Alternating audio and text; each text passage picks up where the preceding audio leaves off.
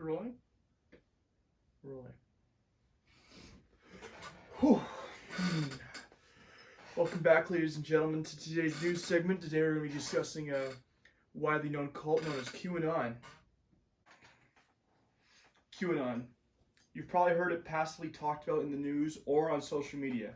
You've likely brushed it off as some Facebook group for wine-drunk Facebook moms or 6 beers before dinner MAGA Republican dads.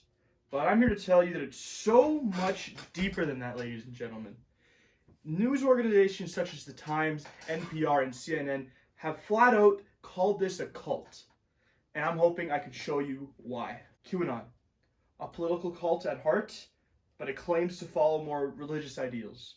It's just coincidentally that these religious ideals are the only ones that are very politically charged, such as gay marriage and abortion rights.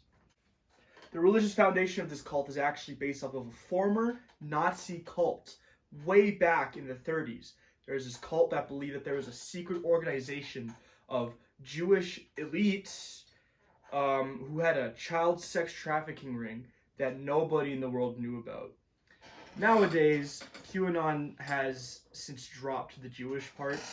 I guess it's pretty progressive, but they still do believe that there is a child sex trafficking ring that is in operation that nobody knows about, which is kind of the nature of child sex trafficking rings, but I digress. Now, some other absolutely out there ideas that this cult proposes, that they believe that John F. Kennedy Jr., yes, like John F. Kennedy, the president that got assassinated, they believe that his son, who has been dead for 24 years now, they believe that he is hiding out in a bunker, waiting for Donald Trump to run in the 2024 election, where he will become, I guess, his running mate and be the vice president. These guys are insane. Like when I tell you, these guys are crazy, I'm not just saying that to be hyperbolic. These guys are seriously delusional. They are dangerous. They have magical thinking. It's crazy. They also believe that, the aforementioned Donald Trump is the quote, and I'm reading this straight from the documents, the second coming of Jesus Christ, and will expose the child sex trafficking ring that I was talking about, and he will bring it down. Honestly, the most delusional part of this to me is thinking that Trump isn't in on the child sex trafficking ring. This cult is very interesting in the fact that it doesn't necessarily do all the things a traditional cult might do. It wasn't actually designed to be a cult from the get-go. The original idea of this cult was constructed by this guy. He's on 4chan. You might have heard of it in the news. It's just it's anonymous site, for shady people. And their leader named himself Q, because I guess he's weird guy, weird name, am I right? But basically he made this post on 4chan, and it boiled over into other communities such as Facebook and Twitter, and that's really where it picked up steam amongst the Republicans, Trump, Donald Trump supporters specifically. They were very prone to joining this cult because, it was politically aligned with them, and this was a point in time where they were really passionate, because it's, this really, really divisive time that we live in, actually. There's also this group called the Proud Boys. They're going to be important later. They're like this sort of private militia group that is very tied to the alt-right. But you remember that name, the Proud Boys. Yeah. Nowadays, their most public leader isn't actually Q. It's this guy known as the QAnon Shaman, aka Jacob Chansley. Honestly, though, he isn't very important to the cult anymore because after a certain event, which you probably heard about in the news, he has been in jail for quite some time, and it's not looking like he's getting out anytime soon. So there's actually some speculation that he might have been the original Q poster. But honestly, the claims are pretty unfounded. He's only publicly said that he was one time. And this guy, he's not exactly a reliable narrator, so to speak. Other ways that this cult is untraditional are the fact that it doesn't need any funding because, there's not really a land that they own. This isn't like one of those cults where there's a commune or there isn't even a church. There's no church of QAnon.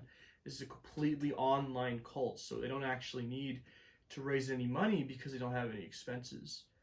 But you always hear these cults. They isolate people physically by taking them to these communes, and that's what keeps these people coming back, right?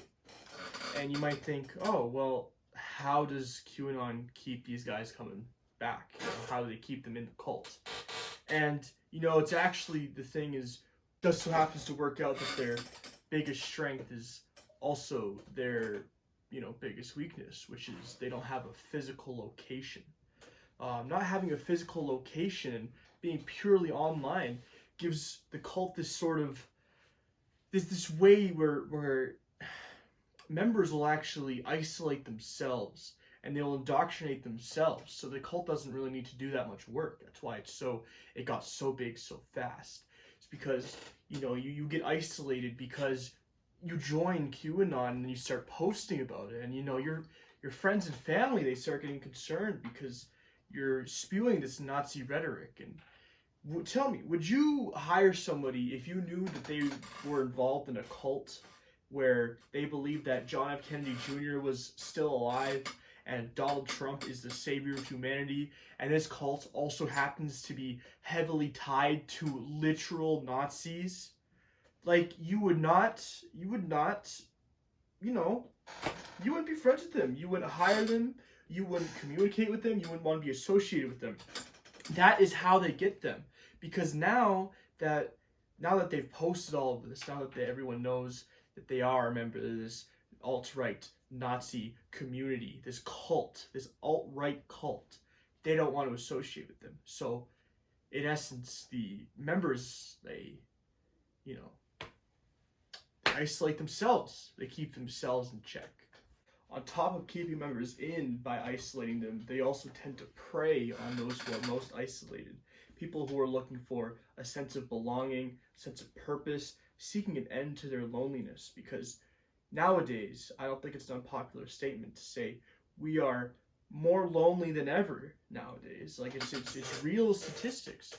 2023, we as, teenagers and young adults, they feel the most lonely they have ever felt in any period in history. So they are seeking a community. They're seeking friends. They're seeking validation. Maybe they are a little bit mentally unwell. Maybe they're simply just Republican. Maybe there's no difference. But, these guys, they're super isolated from, the people that QAnon preys on are already isolated. So that's typically who they're recruiting. A big group that is a member that, a lot of overlap in between two groups is there's a group of QAnon cultists and there's a group of incels or involuntary celibates. I prefer the term turbo versions, but I don't know if that's necessarily school appropriate. There have been many cults in history, a lot that are frankly a lot more easy to cover than QAnon. So why am I talking about them? What's the hook? Why am I so interested in this cult right here? It's because these are the guys who are behind the January 6th insurrection, which was where Donald Trump, after he lost the US election, he gathered rioters together at the U.S. Capitol. Trump wasn't actually there. However, his supporters were. And, who else was there? QAnon was there. A ton of QAnon conspiracy theorists and cult members, they gathered at the U.S. Capitol and they stormed it, and it was an insurrection. It was huge news, international news. This will go down in the history books. That I believe that QAnon is going to be possibly the most important cult in United States history, maybe even international history, because no other cult has had an event or a controversy that was as wide-reaching, as real. This affected real people, you know? Like, they have no other cult except potentially the KKK. Actually, definitely the KKK, but I digress. Has had this level of impact, you know, on society, on the news, on modern day as QAnon. That's why I'm so interested. That is their big controversy. That's what Q is known for. Now, as you can imagine, after the 2021 January 6th insurrection on the Capitol, QAnon kind of went quiet because, to be frank with you, they're all in prison now. But they only have about 3 years of sentence, and it's coming to a close real soon. So expect a lot of QAnon members to be released soon. With the upcoming election next year, it's going to be big news. It's going to be super polarizing. I expect to hear a lot more about QAnon in the coming years. And I hope that when you hear about them in the news next year, or maybe even this month, later this month, we have no idea when they're going to strike next. I hope that this video has informed you to the point where you understand who these guys are, why they're so dangerous, and, you know, what you should, like, you know, what you should believe and what you shouldn't believe. There's a lot of misconceptions here about QAnon, and, you know, but you know I'm here, and I'll give you all the facts. Anyways, it's going to be it for me today. Hope you all have a wonderful evening or afternoon. I don't know when you're watching this video, but heart goes out to you. Goodbye.